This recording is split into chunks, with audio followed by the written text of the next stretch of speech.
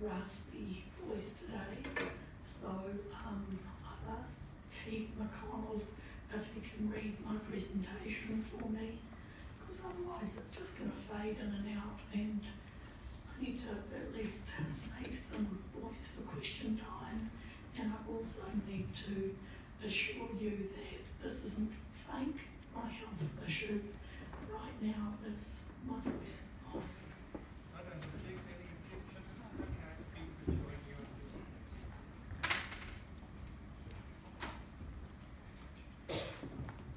Thank you, Chair. I'm not going to read verbatim what Gail's given me, because she originally wrote it for a deputation, which she was turned down on. So I have actually done exactly that, although I'm not sure that I'll be able to stick to the 3 minutes. They'll give you an extra minute. Okay. As a representative of the Environment Court Mediation Mandated Community Liaison Group, it is my responsibility to inform the Waitemata Local Board when issues arise relating to the resource consent, and also with regard to vegetation alteration and removal to facilitate the pine trees at Western Sprout. Equally, it is the responsibility of the Waitemata Local Board to ensure that the community are informed and represented to Auckland Council. It is also the Waitemata Local Board's responsibility as landowner to ensure that best practices are followed for the land itself. The resolution that the board passed on the 3rd of November 2020, I'm not sure whether you're with me, Richard, or not. Yes. It is, has been breached. Firstly, the requirement was to protect the existing and regeneration ecology. That means not destroying the native understory. Secondly, we've got low impact methods to be used as is legally possible within the existing resource consent. I think that issue's been heard already this afternoon. This particularly focuses on the VISA report and all that is entailed in there. Thirdly, the council and community representatives were to be liaised with the community liaison group. Fourthly, regular reports and engagements were to be addressed to the community liaison group. Finally, that the undergrowth was to be chemical free, whereas glyphosate has been sprayed. The resource consent itself has been breached. The community, for instance, the community liaison group meetings have not been attended to by Auckland Council staff. Secondly, the amendment to the resource consent did not fit within the existing resource consent as was legally possible. Thirdly, restoration of the significant ecological area is not proceeded as required, as can be seen by the amount of chip, which will make it very difficult to deal with the understory. All of these things have not occurred. What do I want to see done about this? And that is for the local board to ensure and make sure that it advocates for the correct implementation of the resolution and of the resource consent. Thank you. Thank you, Keith. I'll let Gael answer questions. Questions? Thank you, Keith.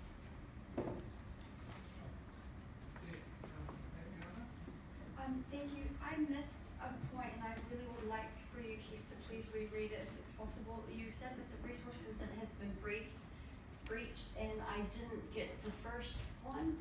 I was just taking notes. You'll get all of these in an email which I'll send to you during the meeting so that they can be part of the minutes. So it goes through in more detail all the breaches of the resource consent.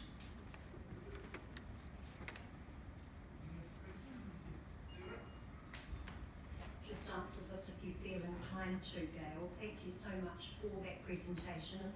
Thank you. Oh, could you just go back to that slide? I missed that. That was in your presentation. That's about the red chip, is it? How deep is that? About It is, it's, 2 feet? it's deeper than the shovel, as you can see, before you got to clay. So I also talk in my presentation about being there on the planting day and how the red chip hasn't been removed as per how Maureen Glassy from Community Facilities said in an email that it would be removed. Okay. I saw you at the community planting day and I thought it was wonderful that you turned up despite the enormous grief that this project has given you. So thank you for doing that. And I saw a number of people, in fact quite a few people from the community that have opposed the destruction of the native understory. Excuse me, Sarah, can I just respond to that? And that's that, you know, on the time I also had my voice in this condition, so I took myself down because it was really important to be there. And also got a nice huge blister from doing so. So, in our public meeting, you were there on the 18th of May when I asked the chair if he was comfortable that our board resolution for 3rd of November was being implemented, and his answer was yes. I had the same question for Member Christie, who's the Parks portfolio holder, but she declined to answer it. What's your understanding of that description where legally possible? When the vote was done on the forest, I made it really clear that in any resource consent, if any amendments happen, that they have to go back to the submitters and in this case the appellants to the Environment Court. So I believe that that piece was added so that there wouldn't be any amendments. Now, clearly in this document I show that there was an amendment from a 4-metre wide road with 5 pads to a 4-metre wide track with those pads, but with a zone of 10 metres either side, being therefore 24 metres of clearance. That is a major amendment to the resource consent, but we were assured in the CLG that those zones would only be needed to be used if they needed to be. But having been on site and knowing other people that have been on site with measuring tapes, generally it's 34 metres wide, so another 10 metres wider than even the amendment, and in places over 42 metres wide. So this is a major breach of resource consent, and Keith taking what was probably about 7 minutes down to 3 minutes, thank you Keith, he's missed out the fact that this also includes the email that Priscilla showed some of the pictures of that I had sent through to the CLG, to the Environment Court, to Town Planning and to Compliance, and I've asked formally for the process in order to get the compliance which has been done for the land which is meant to be returned to a significant ecological area, but instead the cut for the road is still there. The contours that have natural watercourses haven't been returned. The chip hasn't all been taken off. The metal that was made for the track hasn't been removed. There's a layer under that, an underlay to separate where it is. That would have taken it back to the clay, and then what is meant to have happened from there is that the natural contours, the slope, the contours going this way are meant to be returned into the topsoil. And these plants should have been planted in topsoil, not in, as you saw, chip this deep that hasn't had the resins from the pine weathered out of it. It's unlikely that these plants will survive. Some of the holes we did actually get some clay at the bottom of them, but there's no actual topsoil. And this may be a complete waste of money. The other point that wasn't said as well is that I did speak with wildlands who settle the plants out in rows as to the source of their plants. They said there were 3 nurseries and most of them came from Ngāti Whātua Oraki, even though Ngāti Whātua Oraki have said to me in an email that they're not providing the plants, and I pointed that out as a conflict of interest since they approved this and that they were gaining money from it. As I'll just answer your question. I will need to interrupt you there, I'm sorry, Gail. Another question that I had, just on the measurements, it was Member Bonham and I that took that measurement of 42 metres when we had a site visit. Has the community liaison group, ordered by the Environment Court to be set up, had access to the forest? I know we've had media in there, we've had school kids in there planting, I presume you've now had access? No, the community liaison group is still being declined by community facilities to have access to the site. Now, I pointed out in this that in your resolution, sorry, just going to get the right number for it. In your resolution, under G, you said you would work with community, council and community representatives, and under I, you'd have regular reports and engagement, and any challenges would effectively be addressed. Well, that is the community liaison group. That has been mandated by the court. It's your responsibility as our representatives between the community and the council to ensure that this is actually being followed. It's abhorrent that community facilities would not allow, most important of all, the court mandated community liaison group into this forest where they let school children in to plant. There was no health and safety before we did any of the planting. There's no reason that we shouldn't be there other than the fact that we're very well aware of the resource consent and therefore know that how much it's been breached, and the compliance officer giving this a 1 of compliance would never ever happen if this was a private property.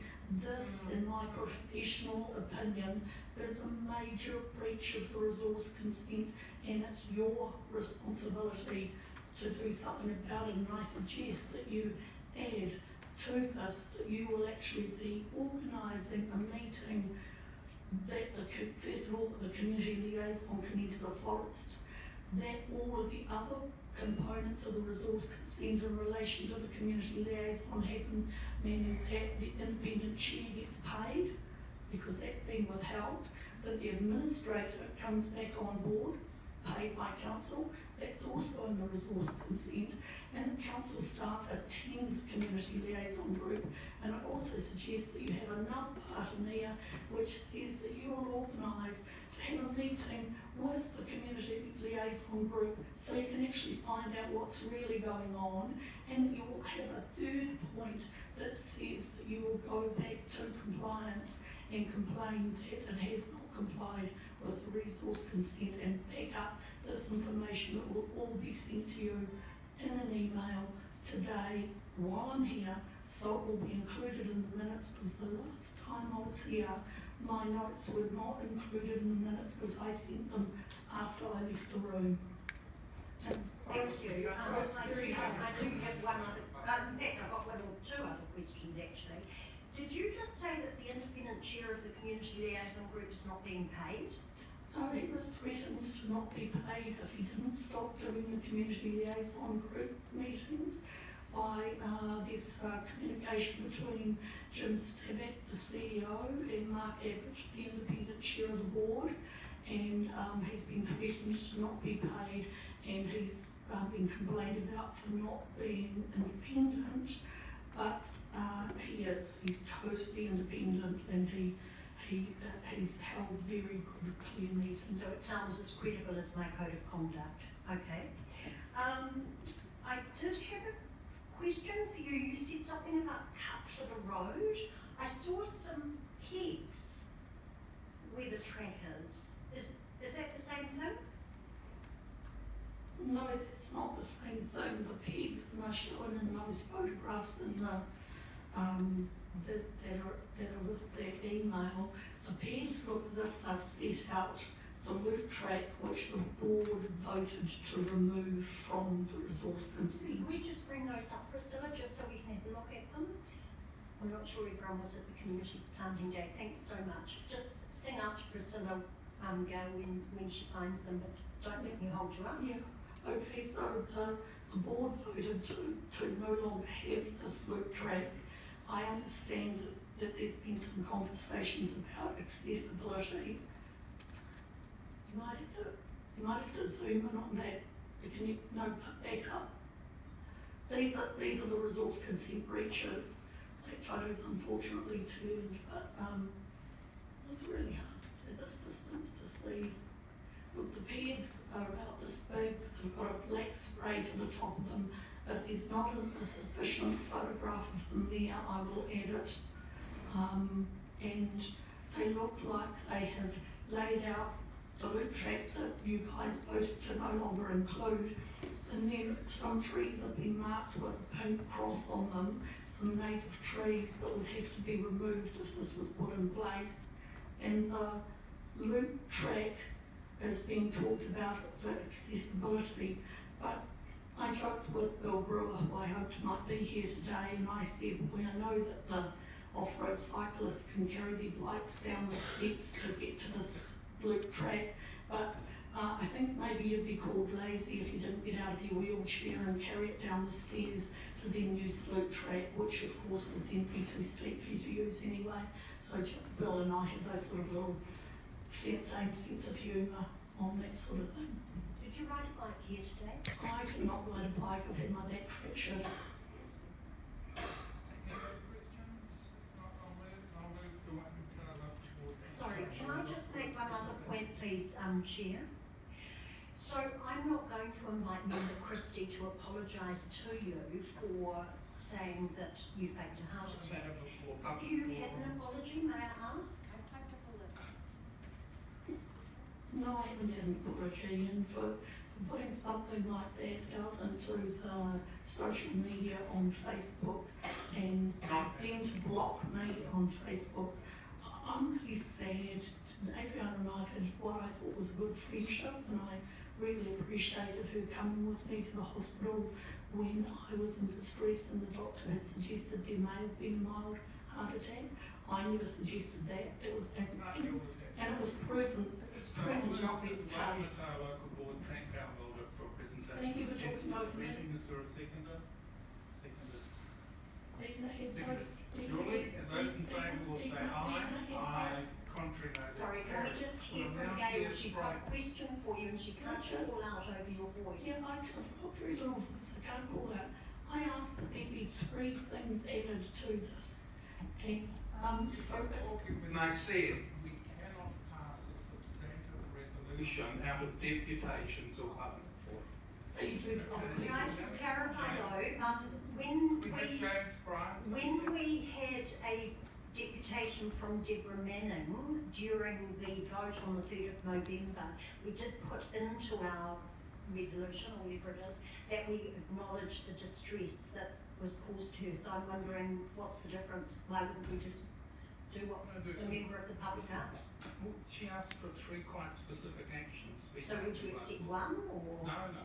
What? Okay, all right. I'm very confused as to how this all works. I must say. A substantive motion to I'm sorry, have respect for people's sorry. distress, including yours, Gail. Yeah, I'm sorry, but one of the main points that has to be added was that the board supports the CLG being able to go to the site. It is a court mandated body. Sorry, it's a substantive resolution and understanding orders. We can't deal with that here.